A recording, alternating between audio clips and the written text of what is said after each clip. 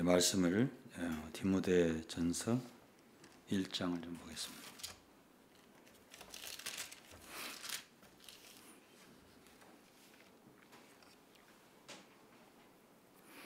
1장 3절부터 제가 읽겠습니다. 내가 마게도냐로 갈 때 너를 권하여 에베소에 머물러 한 것은 어떤 사람들을 명하여 다른 교훈을 가르치지 말며 신화와 끝없는 족보에 창념치 말게 하려 함이라. 이런 것은 믿음 안에 있는 하나님의 경륜을 이름보다 도리어 변론을 내는 것이라. 경계의 목적은 청결한 마음과 선한 양심과 거짓이 없는 믿음으로 나는 사랑이거늘 사람들이 이에서 벗어나 헛된 말에 빠져 율법의 선생이 되려 하나 자기의 말하는 것이나 자기의 확증하는 것도 깨닫지 못하는도다. 그러나 사람이 율법을 법이 있겠으면 율법은 선한 것인 줄 우리는 아노라.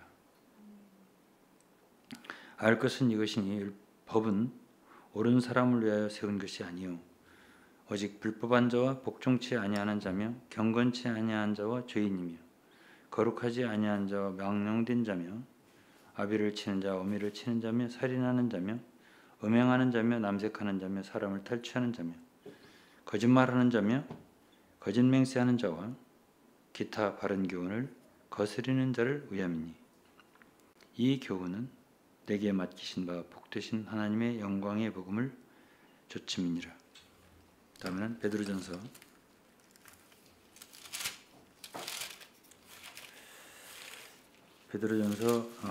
1장입니다.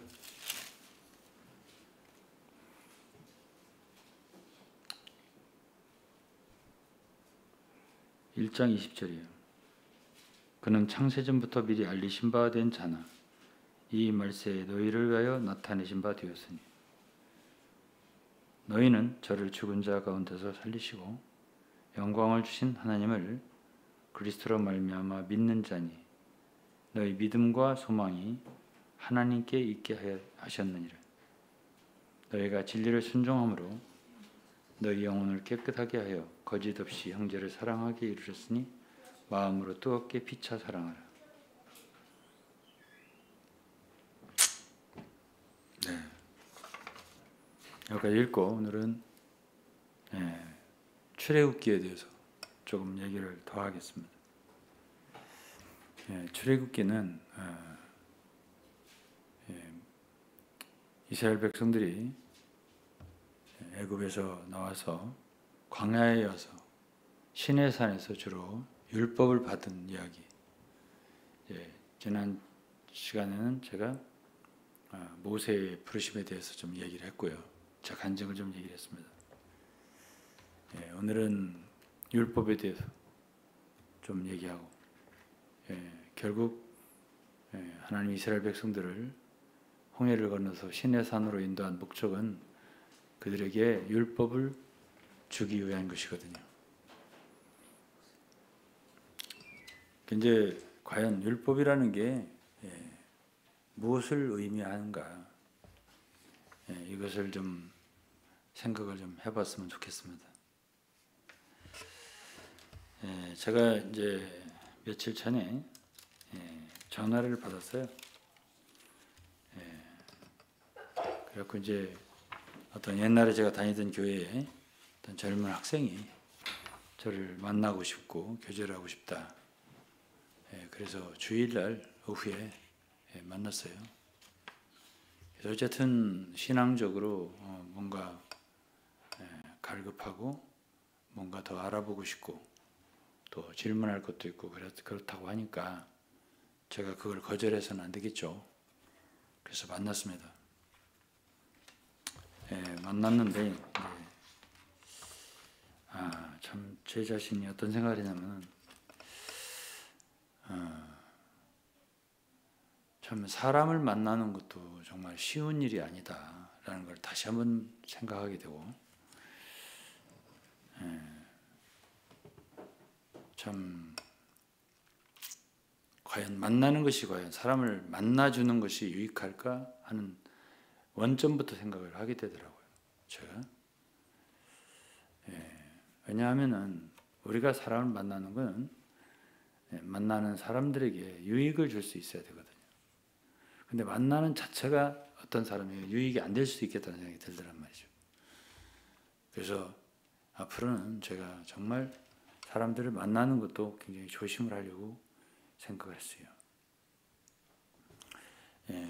그 친구는 이제 머리를 깎고 그렇게 한 걸 봐서 자기도 뭐 고등학생이라니까 고3이라고 생각이 되고, 그것까지 의심을 하지 않겠지만, 어쨌든 그렇다라고 한다면, 우리 손녀들보다, 내 손녀보다도 어리잖아요. 근데 이제, 참, 할아버지 같은 사람에게 와서 당돌하게 집안계를 왜 나오셨습니까? 이렇게 딱 질문하는 거예요. 제가 순간적으로 놀랬죠. 그런 소리를 묻는 걸 보고. 멈칫했죠, 순간. 제가. 그래서, 조심해야 되는구나. 내가 사람을 만나는 걸 조심해야 되겠다 생각했어요.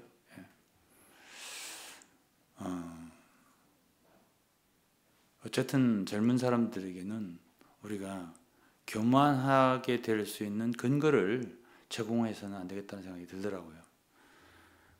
그런 생각이 하나 들었고, 그리고 이제 대화가 다 끝나고 저는 한 가지를 느꼈어요. 뭘 느꼈냐면 내 앞에서 거짓말을 하는구나. 그걸 느꼈어요. 본인이 자기의 신원을 절대 밝히지 말아달라고 얘기하니까 제가 밝히지는 않겠는데, 그런 말을 하는 자체도 그렇게 좋은 게 아니에요. 나는 지금까지 어릴 때부터 지금까지 신앙생활 했어도 그 누구에게 제 신원을 좀 감춰주세요 이런 소리를 해본 적이 없어요. 젊을 때부터 그랬어요.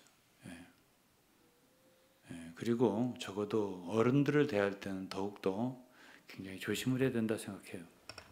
여기도 우리 젊은 우리 소녀도 있는데 반드시 그걸 기억해야 할 것 같아요.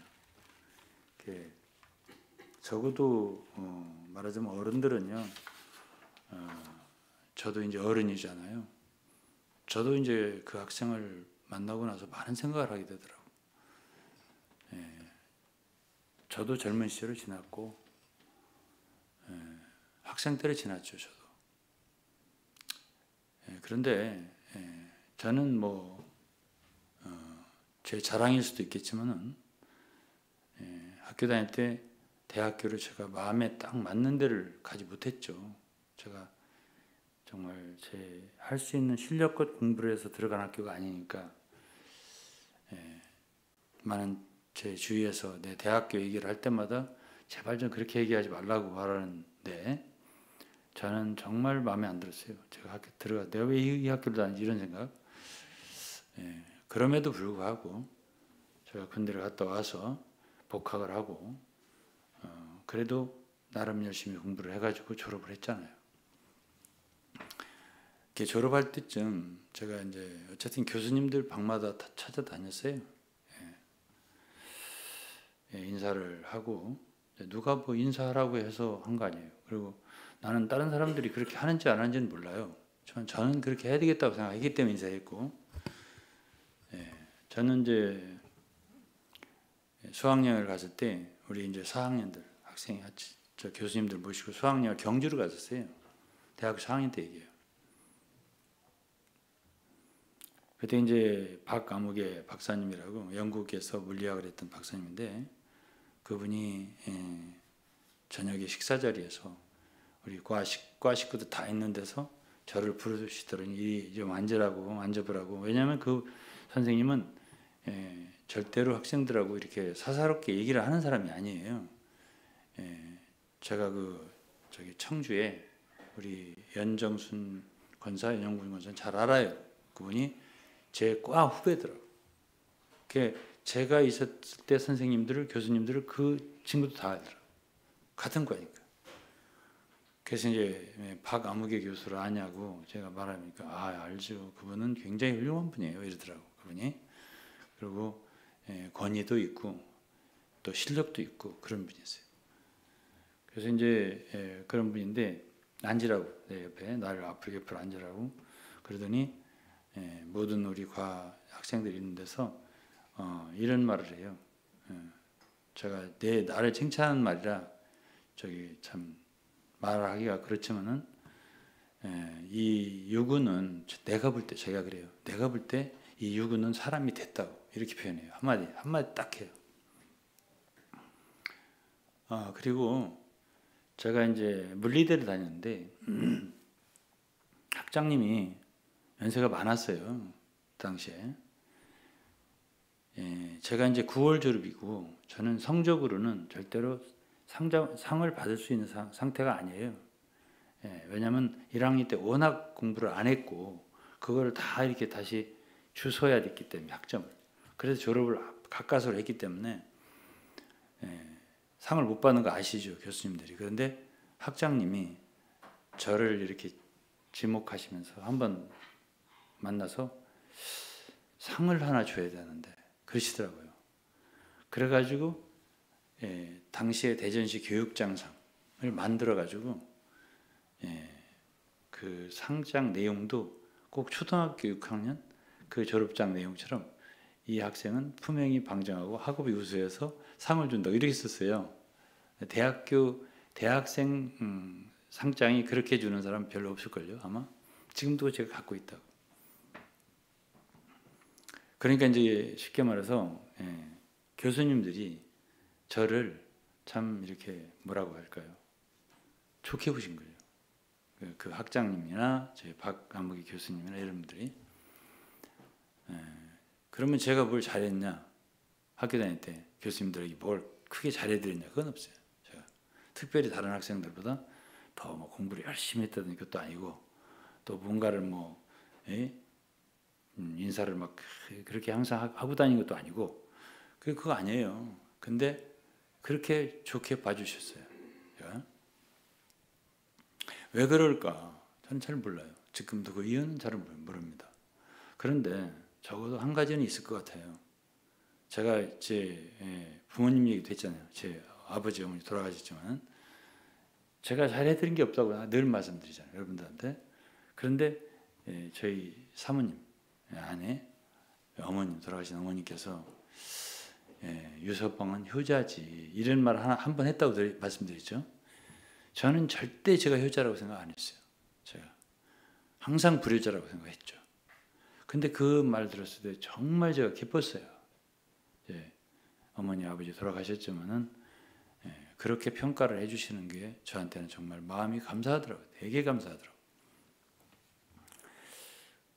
그런데 제가 그 학생을 내가 비판은 아니에요. 아니지만 이렇게 만나고 나서 굉장히 어른으로서 내가 언짢아요. 굉장히 언짢아요. 왜 내 앞에 거짓말을 하지? 왜냐하면 들을 때 내가 거짓말인 걸 알겠는 거예요. 근데 내가 그 앞에서 너 왜 거짓말해? 이 소리를 내가 할 수가 없는 게 확인을 안 했기 때문에. 그래서 내가 집에 돌아와서 그가 통화를 했다는 모 교수님한테 전화를 했어요. 그 학생을 만난 적이 있어요. 전화를 받은 적이 있냐? 그러니까 며칠 전에 받았다고 그러더라고요. 무슨 대화를 하느냐? 나는 벌써 그 대화가 무슨 대화를 오고 갔을 것까지 생각이 되는 거예요. 그 학생 말을 들으면서. 그러니까 벌써 그 학생이 한두 달 전부터 어느 교회 다녔다고 한 말은 거짓말이거든요. 왜? 그 교수가 그 교회에 가갖고 새로 구원받았다고 간증을 몇 번 했거든, 나한테. 그래 그 교회를 추천해서 갔더라고. 그 만난 지가 며칠이면은 그 전에는 다니지 않았잖아. 그렇잖아. 근데 그 교수님을 만난 거 알고 또 그 교수님 만난 게 얼마 안 된다는 거 내가 알고 근데 그 교회를 나간 게 몇 달 됐다고 얘기하고 그럼 거짓말이잖아. 내가 대번 체크되잖아. 그래서 사람이라고 하는 거는요. 이게 큰 것에서 사람이 걸려드는 게 아니에요. 매우 작은 일이지만은 이 사람이 진실된가. 제가 보는 건 그거예요. 저는 저 자신이 뭐 완전히 결백하다라든가 완전히 거짓이 없다라든가 정직하다라든가 그건 아니에요. 왜냐하면 성경에도 모든 사람은 다 거짓되되 하나님만 참되시다 그래서요. 그렇기 때문에 우리도 모르는 사이에 슬쩍 거짓말하고 넘어가는 수 있거든. 그렇게 다 조사를 해보면 나올 수 있거든. 그러나 어떤 것은 의도적인 거짓말이 있다고. 그럴 때 듣는 사람은 굉장히 불쾌하죠. 왜? 여러분들은 사기당했을 때, 사기를 당했어. 기분 좋을 사람 있어? 손 들어보세요. 왜냐하면 사람을 만날 때는 누구든지 그래도 나름대로 진실하고 정직한 이 대화를 나눌 때 기쁜 거예요. 거기다가 더 보태서 성령의 교통을 나누면 더 깊은 거죠. 그게 성령의 연체지면. 근데 인간적으로라도 거기에 거짓이 들어있다 싶을 때는 그 귀한 시간을 대화를 한단 말이에요. 젊은 사람하고. 그럴 때 내가 왜 이 아까운 시간을 이렇게 거짓말을 들어가면서 대화를 하지? 그런 자괴감을 드는 거예요. 안 그러겠어요? 그래서 나 돌아와서 교수한테 확인했죠. 그러고서 이 대화를 연결시키는 자매에게 전화를 했어요. 반드시 그 학생이라는 사람, 형제라고 한지 뭐 형제인지 아닌지 모르지만 반드시 이것을 물어라. 이것이 참인지 거짓인지 확인해달라. 이렇게 얘기를 제가 했죠. 왜 그러냐? 이것은요, 젊은 사람이기 때문에 앞길이 구말리가 있잖아요. 우리 같은 사람을 다시 만나리라는 보장도 없잖아요. 그러면 우리가 그런 사람을 그런 합당한 때에 교육하지 않으면 누가 교육하겠어요? 저는 그렇게 생각을 해요. 우리가요, 많은 일을 할 수 없어요. 우리하고 관련 없는 많은 일을 할 수 없다고요. 그러나 나하고 관련된 어떤 일에 있어서 그런 때에 참 우리보다 젊거나 어리거나 이런 성도들 또는 믿으려고 하는 사람들, 이런 사람들에게 한마디의 말이 그 일생을 바꿔놓을 수 있어요. 그런 걸 제가 알아요. 그렇기 때문에 그런 기회를 저는 절대 안 놓칩니다. 그래서 어떤 사람은 이렇게 생각할 수 있어요. 아니, 구원도 받지 못한 것 같은 어린 형제인데 그런 거짓말 하나를 체크업해서 무슨 유익이 있겠냐. 그렇죠? 그런 생각할 수 있죠. 그렇지 않아요. 오늘 이제 출애굽기 10계명을 얘기할 텐데, 10계명이 1계명부터 10계명까지 있습니다. 그 가운데는 내 이웃에 대하여 거짓 증거하지 마라. 이게 9번째 계명이에요. 거짓 증거하지 말라. 그런데 이 거짓 증거는 거짓말하고 관계가 굉장히 큰 거예요. 그래서 아까 읽은 디모데전서 1장, 디모데전서 1장. 디모데전서 1장에 보면 이렇게 말했어요. 율법이라고 하는 거 있잖아요. 율법. 8절에 사람이 율법을 법있게 쓰면 율법은 선한 것인 줄 우리는 아노라. 그러면서 알 것은 이것이니 율법이라고 하는 법은 옳은 사람을 위하여 세운 것이 아니요 오직 불법한 자와 복종치 아니하는 자고 경건치 않은 자와 죄인이다 이랬어요. 그러면서 10절에는 음행하는 자, 남색하는 자, 사람을 탈취하는 자, 그다음에 거짓말하는 자 이랬어요. 거짓말하는 자며 거짓 맹세하는 자. 거짓 맹세하는 것. 그리고 거짓말하는 것. 이게 다 율법을 어기는 거고 하나님의 계명을 범하는 거예요. 율법을 범하는 거라고요. 그러면은 왜 하나님이 율법을 주셨을까요? 죄를 알라고요. 우리 인간은 타락했기 때문에 애지간한 죄는 죄로 여기지 않는다고요. 죄를 짓고도 죄라는 걸 모른단 말입니다. 그렇기 때문에 하나님이 이스라엘 백성들을 애굽에서 종노릇 할 때 홍해를 건너서 시내산에 데려다 놓고 율법을 반포했어요. 그게 바로 출애굽기 20장이에요. 그래서 출애굽기는 큰 것이 하나 홍해를 걷는 거고 사건이, 그리고 신의 산에서 율법을 받은 거예요. 그리고 그 다음에는 성막의 식양을 받아서 성막을 지은 거라고. 그리고 제사장 체계를 만든 거예요. 이게 출애굽기의 대략이에요. 그런데 오늘날 이 율법에 대해서 잘못 생각하는 사람들이 있어요. 예? 율법을 절대 말해서는 안 된다. 왜? 지금은 복음이고 은혜 시대이기 때문에 율법 말하지 마라. 그렇게 말을 해요. 예? 그렇지 않아요. 예.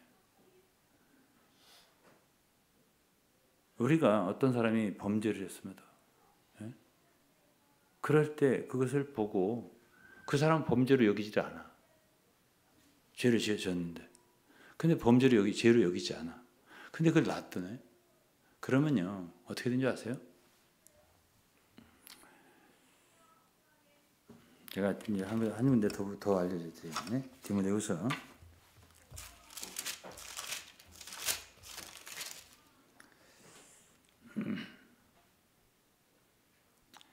2장 25절에 거역하는 자를 온유함으로 징계할지니 혹 하나님이 저에게 회개함을 주사 진리를 알게 하실까 하며 저희로 깨어 마귀의 올무에서 벗어나 하나님께 사로잡힌 바 되어 그 뜻을 쫓게 하실까 하며.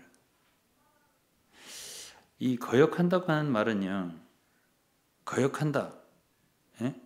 이거는 하나님의 율법을 범한다는 것도 같은 얘기예요. 그런 사람을 그냥 두면 안 돼요. 예. 어쨌든 온유함으로 징계하라고 했다고요. 그래야 그가 회개할 수 있단 말이죠. 그렇기 때문에 어떤 죄를 졌는데 죄를 지은 걸 우리가 알아요. 아는데 그가 주님을 찾는다 이거죠. 아니 주님을 찾는다고 하나님과 관계가 없다면 저한테 올 이유도 없죠. 그렇잖아요. 예? 믿음을 가지고 얘기하고자 나한테 오는 거지. 그리스도가 없고 하나님이 없다면 그런 학생하고 나는 말할 필요가 없는 사람이에요. 사이가.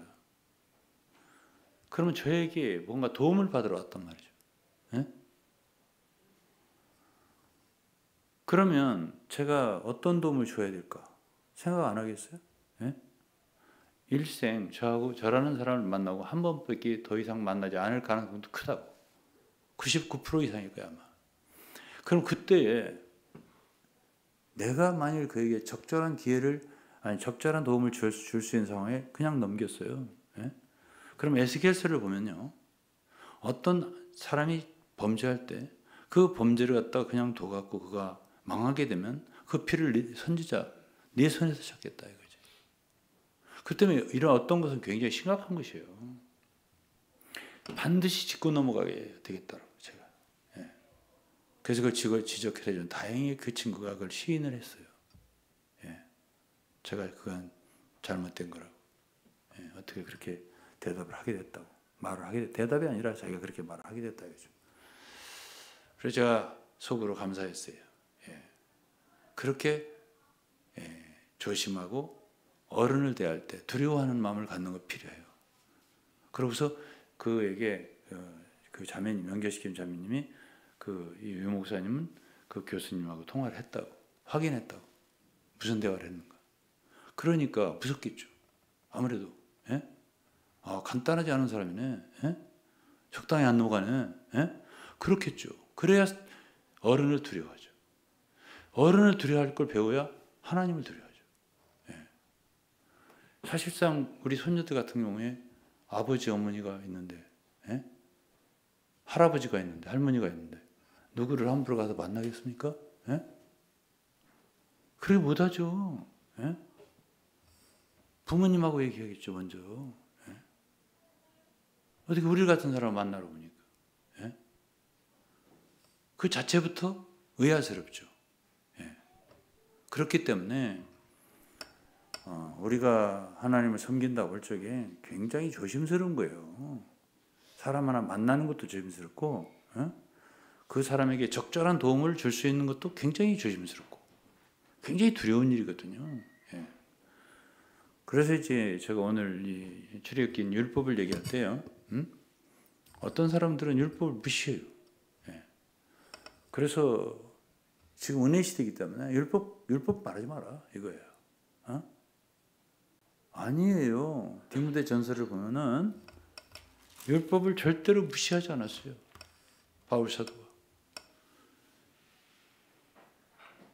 율법을 잘못 사용하는 거지.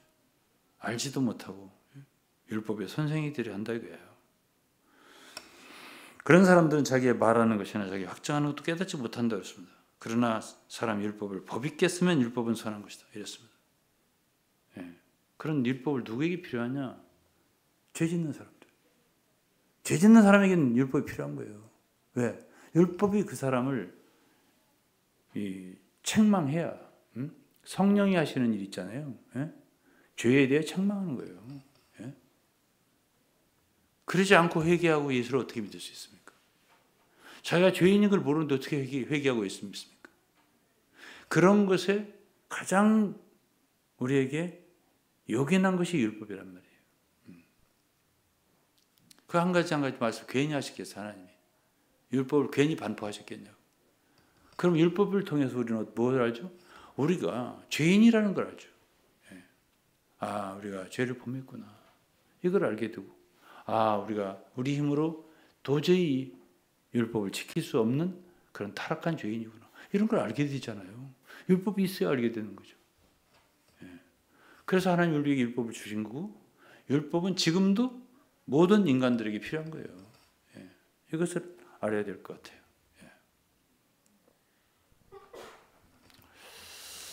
그래서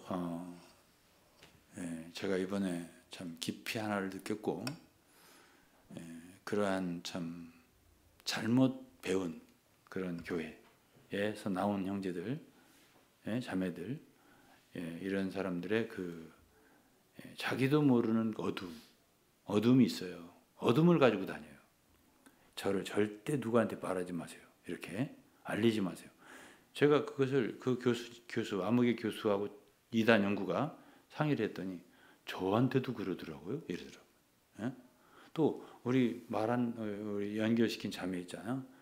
저한테도 그러더라고요. 어디 가든지 자기를 알리지 말라 이거예요. 이순신 장군도 아니고 저기에게 나를 알리지 말라.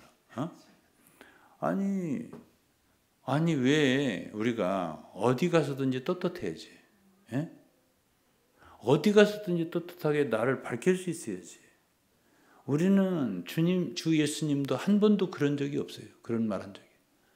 나를 사람들한테 말하지 마라. 살살.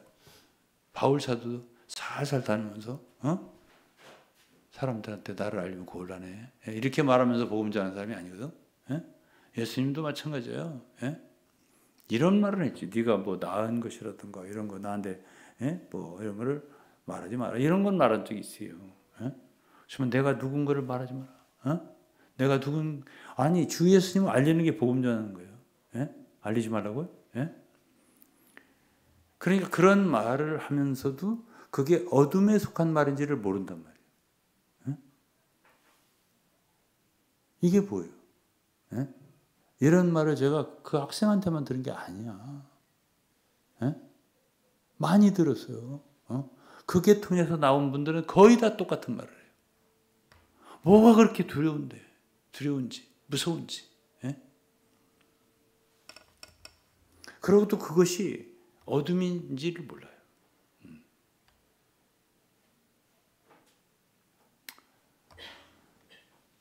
대체적으로 그런 소리를 하거든요. 이 말은 절대 너하고 나만 하고 딴 사람한테 하지 마라. 그렇게 말하는 사람들이 많이 있어요. 저도 그런 때가 좀 가끔 있긴 있지만은 그거는 또 의도가 다를 수 있어요. 뭔가를 은밀하게 항상 감추기 위해서는 그렇게 하지 않고 유익이 없을 경우, 그 사람에게만 유익할 경우, 이건 제한적으로 도움을 줄 때 그런 말 할 경우가 있죠. 그러나 그것이 늘상 습관적으로 말하는 사람은 그건 어두운 사람이에요. 제가 그렇게 생각해요. 그래서 제가 참 이 율법을 통해서 율법은 하나님의 표명이에요. 하나님이 어떤 분인가를 나타내는 거지. 율법은 결국 하나님 어떤 분이냐 할 때 하나님 빛이에요. 밝은 분이라고. 하나님 빛이라고. 그렇기 때문에 우리가 하나님을 닮는다 할 적에 하나님은 거룩하신 분이고 의로우신 분이란 말이에요. 그리고 정직하고 진실한 분이란 말이에요. 하나님 거짓이 없는 분이란 말이에요. 그러한 분을 닮는 것이 우리 그리스도인이에요. 그러니까 우리가 적어도 율법을 읽으면서 구약에 율법은 십계명만이 아니에요. 20장에 십계명이 있고 21장부터 쭉 나오는 말씀을 보면은 뭐가 나와요? 율법의 세칙이 나온다고. 그런 모든 걸 다 읽어보면 굉장히 하나님은 그의 백성들에게 우리가 얼마나 바른 사람이 되고 공정하고 의로운 사람이 되냐, 거룩한 사람이 되냐, 이런 걸 많이 강조하고 있다고. 율법이.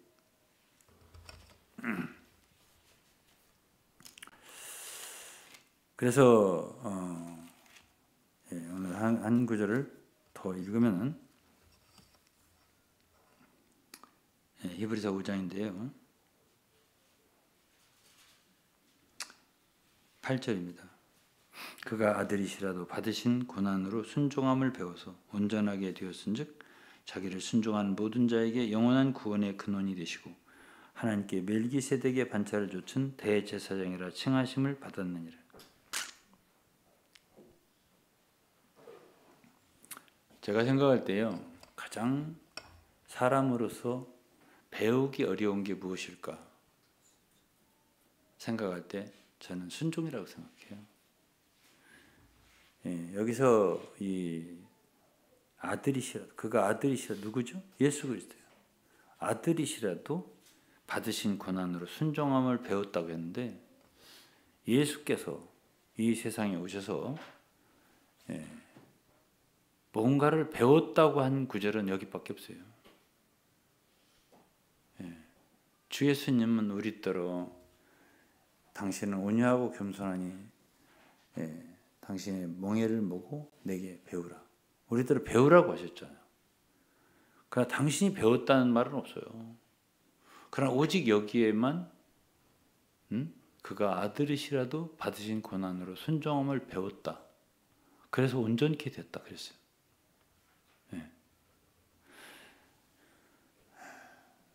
그래서 영원한 구원의 근원이 됐다 이랬습니다. 자기를 순종하는 자들이. 그래서 저는 요즘에 이 순종이라는 단어가 그렇게 눈에 들어오더라고요. 저는 이제 제가 대학생 때 이제 교수님들한테 사랑을 받은 얘기를 말씀드렸어요. 그러면 무엇이 그분들에게, 나이 드셨던 분들에게 참 기쁨을 드렸을까? 또 저를 이렇게 사랑해 주셨을까? 라고 생각하면 저는 이거 같아요. 어른들에게 이렇게 거스르지 않고 순종하는 태도, 이게 한 가지는 있었을 것 같아요. 제가 제 부모님들에게 해드린 것을 생각해도 그래요. 그래서 순종이 제사보다 낫다는 말이 있잖아요. 사무엘상에. 하나님이 가장 기뻐하는 사람들이 누굴까 이렇게 생각하면은 어쨌든 하나님은 율법이라는 건 명령이잖아요. Ten Commandments, 십계명이라는 말이 이게 명령이라는 말이에요. Commandment, 명령, 10가지 명령. 이게 십계명이에요. 십계명의 마지막 명자가 명령이에요. 그러니까 명령을 했어요 우리에게.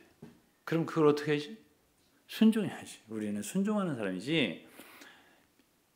이게 야고보서에 보면 형제를 판단하지 마라, 뭐 비방하지 마라 하면서 우리는 율법의 입법자가 아니라 준행자다 그랬습니다. 그렇죠? 그러니까 하나님 율법을 대할 때 뭐 인간적인 노력으로 율법을 지킬 수 없다. 그건 맞아요. 그렇지만 우리 마음속에 그런 율법을 지키고자 하는 마음을 가져야 되는 거죠. 지킬 수 없으니까 우리는 어겨도 아무 상관없다. 막 어기자. 그런 마음은 옳은 마음이 아니에요. 그렇기 때문에 그리스도인은 좋은 그리스도인이 되려면 순종을 배워야 된다는 거죠. 아니 아들도 받으신 고난으로 순종을 배웠다 했어요.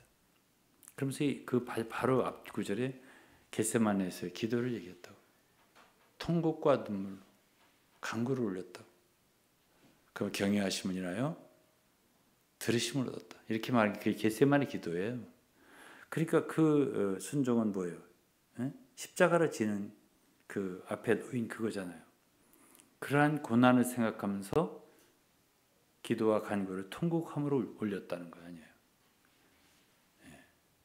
이 잔을 내게서 할 수 있다면 지나가게 해달라는 기도를 드렸잖아요. 예수님이. 그건 바로 순종의 기도란 말이에요. 순종케 해달라는 거 아니에요. 순종의 기도. 그러니까 하나님의 자녀들이 가장 중요한 게 무엇일까? 저는 지난번 출애굽기를 할 때는 부르심에 대해서 주로 제가 간증을 많이 했어요. 근데 오늘은 이제 십계명을 얘기하면서 저는 물론 지금은 우리 스스로 이렇게 우리의 힘으로 이 율법을 지킬 수 있는 건 아니고 하나님 은혜가 필요하겠죠. 내가 할 수 없는 걸 할 때 주님의 은혜를 구하는 것이거든요. 기도하고. 그러면서 그분의 은혜와 성령의 능력으로 지킬 수 있는 것이거든요. 지킬 마음이 없으면 그 사람은 주님이 도와주지 않죠. 그렇기 때문에 가장 중요한 건 우리의 순종심이라고요. 우리 마음에. 믿음과 순종. 이것이 그리스도의 길인데 아니 아들이 순종함을 배웠다고 했는데요. 저는 우리 이제 월요일 날 우리 대회 우리 서남부 대회 총회 거기에 이제 예배가 있었어요. 오늘 이제 제가 설교를 했거든 그날. 그러고서 이제 끝나고 찬양 대회를 했다고요. 근데 제가 이제 설교할 때도 그런 얘기를 했지만은 참 그곳에 목사님들 다 한 90여 명 모였는데 다 목사님들이잖아요. 남녀 목사님들. 근데 제가 그때 그런 말을 드렸어요. 그분들과 함께한 게 한 12년 세월 돼요. 12년. 근데 초기에는 저를 잘 몰랐어요. 다. 나도 그분들 잘 모르고 그분도 나 잘 모르고. 굉장히 서먹서먹한 상태가 있었죠. 수년간 그렇게 지속됐어요. 근데 지금은 저를 다 알죠. 나도 그들을 거의 알고. 제가 너무 그분들한테 미안해요. 왜냐하면 그분들은 저를 너무 아껴요. 그걸 제가 알아요. 느낌으로 알아요. 너무 귀하게 여겨주시고. 내가 감사하다는 말을 설교 때 했어요. 내가 여러분들에게 해드린 게 별로 없다고. 그치만 어쨌든 제가 지금 거기에서 정책위원장이고 어떻게 보면 가장 어른이 되는 자리에 있으니까 제가 우리 대회에서 그렇지만은 왜 그 참 나보다도 연로한 목사님도 계신데 제가 이렇게 참 귀히 여김을 받고 사랑을 받는가를 생각해 보면 저는 그들에게 가서도 제가 뭔가를 뭐 이렇게 주관하는 거 없어요. 늘 뭐 어디 가서든지 저는 동기에도 마찬가지고 어디에 가서든지 제 할 도리 하고 그래서 어쨌든 순종하는 마음을 갖죠. 어떤 상황이든지 따르고 함께하고 순종하고 이런 태도를 갖는다고요. 그래서 우리가 출애굽기를 하면서 이제 한 가지만 더 얘기하고 마칠 거예요. 첫째로는 우리가 계명을 지킬 수 없는 그런 타락한 죄인이라는 걸 아셔야 되고 그 율법을 주셨고 모세가 40일 동안 산에 2번을 올라갔어요. 40일 동안 2번. 그래갖고 그 산에서 돌판을 새겨주셨잖아요. 한 번은 깨지고 깨트려지고 금송아지를 만들었기 때문에 다시 한번 올라가서 받아가지고 내려왔잖아요. 근데 그 산에서 율법만 주신 게 아니에요. 율법만 주신 게 아니라 성막에 식양을 주시면서 성막을 지으라고 하셨거든. 그거 왜 그러겠어요? 왜 그랬겠냐고. 첫째로는 율법을 통해서 이 타락한 인간 우리에게 우리의 죄악됨을 보라고 하시고요. 그 다음에 성막을 지어서 그 내용물을 보면은 제단이 있고요. 그리고 그 안에 지성소가 있잖아요. 언약궤가 있고, 언약궤는 바로 주님을, 그리스도를 예표한다고요. 그러니까 그 안에 하나님이 계신 거예요. 지성소 속에. 근데 그 하나님께 가까이 갈 수 있는, 하나님께 갈 수 있는 길을 알려주신 게 바로 성막이에요. 그냥 율법을 통해서 어떻게 우리 자신을 알고, 우리 자신이 죄인인 걸 알고, 그러면 죄인인 거 알기만 하면 끝이잖아요. 죄의 삭은 사망이요, 멸망하는 거죠. 근데 죄인 걸 알고 그 다음에 하나님께 나올 수 있는 길까지 알려준 게 시내산에서 하나님 모세에게 알려준 성막의 식양이라고요. 그러니까 지성소 안에 뭘 가지고 들어가죠? 피를 가지고. 그래서 이제 제단에서 양이나 소를 잡는 거죠. 그 대제사장은 그 피를 가지고 지성소로 1년에 한 번씩 들어갔던 거예요. 그거는 오늘날 우리가 주님의 대제사장이신 예수 그리스도 앞에, 또 하나님 은혜의 보좌 앞에 항상 죄인이라도 예수의 피를 힘입어서 나아갈 수 있는 길을 알려주신 예표라고요. 그것이. 그런데 이제 문제는 뭐냐면은 히브리서 5장 아까 읽었잖아요. 예수님이 고난으로 순종을 배워서 영원한 구원의 근원이 됐다고 했지 않습니까? 그러면 저는 그런 생각을 해요. 지금 이제 여기도 성도들이 있고, 자 이제 이번 달에 몽골에서도 성도들이 와요. 에디오피아에서도 와요. 세미나를 해야 돼요.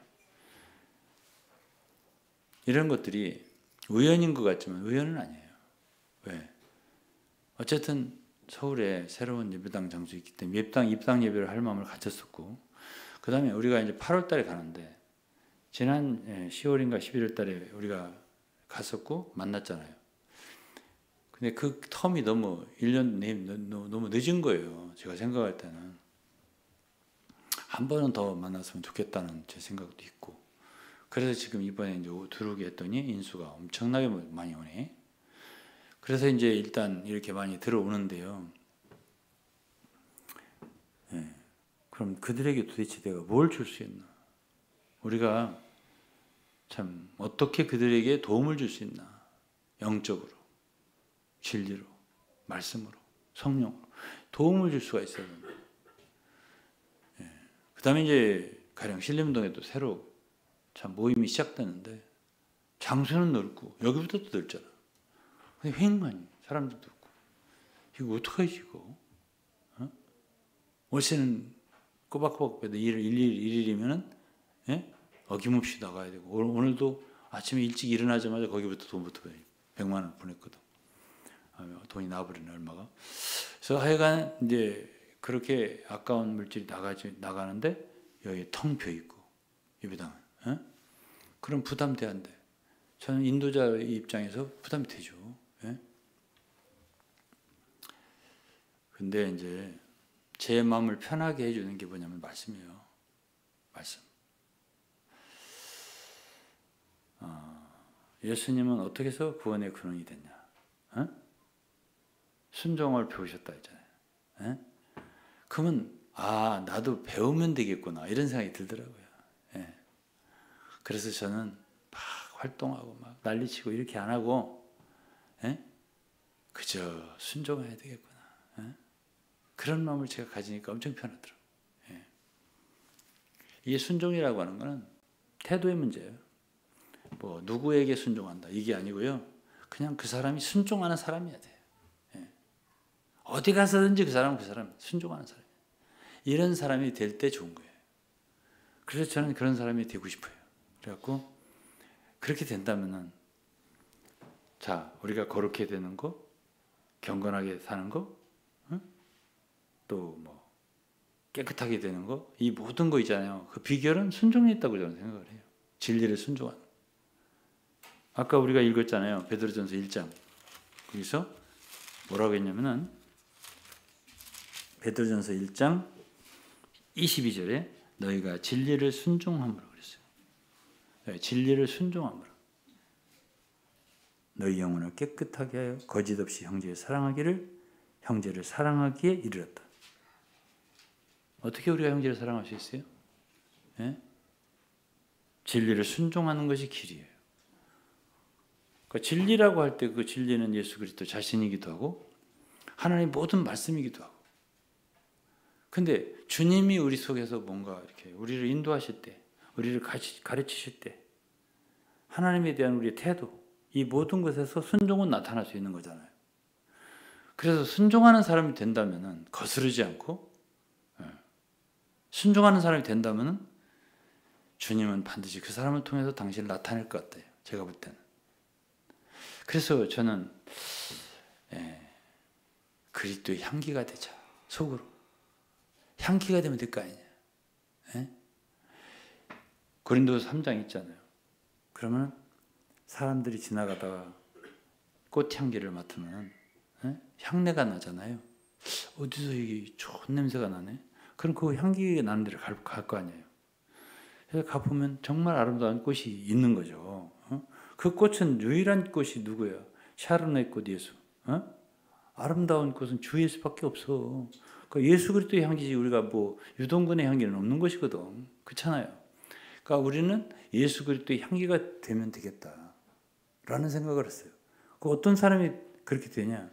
진리를 순종하는 사람이에요. 순종하는 사람이 우리의 영혼을 깨끗하게 할 수 있다. 거룩하게 될 수 있다. 그리고 경건이라는 것은 매일매일의 연습이 필요하다고 그랬어요. 경건을 연습하라. 훈련하라. 이런 뜻이거든요. 그래서 매일매일 우리가 기도하고 경건한 삶을 살면 결국 그 사람은 경건하게 돼요. 그래서 그런 사람이 된다면은, 그렇죠? 그런 사람이 된다면은 우리가 사람들을 접한다고. 서울에 있으니까 역시 사람을 접하게 되더라고. 찾아오는 사람이 있게 돼, 아무래도. 그렇게 되니까는 그런 사람들을 접할 때마다 사람들은 자신들은 영적이 아니라도 다른 사람이 정말 주님의 아름다움을 갖고 있는가는 잘 알아요. 그건 다 알아요, 다. 심지어 안 믿는 사람도 알으니까. 그래서 내가 어떤 사람이 되는 게 참 중요하다. 그래서 결론은 내가 함께하는 우리 서울에 있는 사람들한테 좀 복음 좀 전하시오. 응? 가만히 맨날 있으면 어떻게 이렇게 압박 절대 안 합니다. 제가. 왜? 저는 문제가 저 자신에게 있다는 걸 너무나 잘 알기 때문에요. 그런 소리 안 하고 그런 생각도 안 하고 혼자 스스로에게 야, 너 정신 차려. 너 지금 무슨 생각해? 정신 차려. 항상 그런 생각하고 주여 정말 내가 오늘 하루도 주님 앞에 바르게 살았습니까? 정말 내가 할 일을 다 했습니까? 온전하게 정말 생활했습니까? 이걸 항상 자문자답하고요. 이렇게 최선을 다해서 살라고 해요. 저도 앞으로도. 그래서 여러분들과 함께 주님이 주신 이 참 귀한 영광스러운 길을 참 걸어갔으면 좋겠어요. 걸어가는 가운데서 많은 사람들에게 우리의 말을 듣고서 이끌리는 게 아니라 우리가 어떤 사람인가를 알고 참 저런 사람들 같이 됐으면 좋겠다 라는 그런 사람이 됐으면 좋겠어요. 그래서 정말로 많은 사람들에게 은혜를 나눠줄 수 있고 또 기쁨을 줄 수 있고 유익을 줄 수 있는 그러한 참 하나님이 종 이전에 성도가 됐으면 좋겠습니다. 그래서 하나님께서 우리를 통해서 영광 얻으시고 또 많은 사람들이 주님께 이끌려질 수 있도록 참 원하는 마음이 간절합니다. 주님께서 여러분과 저를 긍휼히 여기시고 축복해 주셔서 올해 2024년이잖아요. 헛되게 이렇게 지나지 않고 정말 열매가 가득하게 남은 한 해 동안 결실을 할 수 있는 한 해가 되었으면 좋겠습니다. 예, 저는 여기까지 교제하고 기도하겠습니다. 하나님 아버지 감사드립니다. 오늘 또 주님 말씀을 통해서 주님의 은혜를 나눴습니다.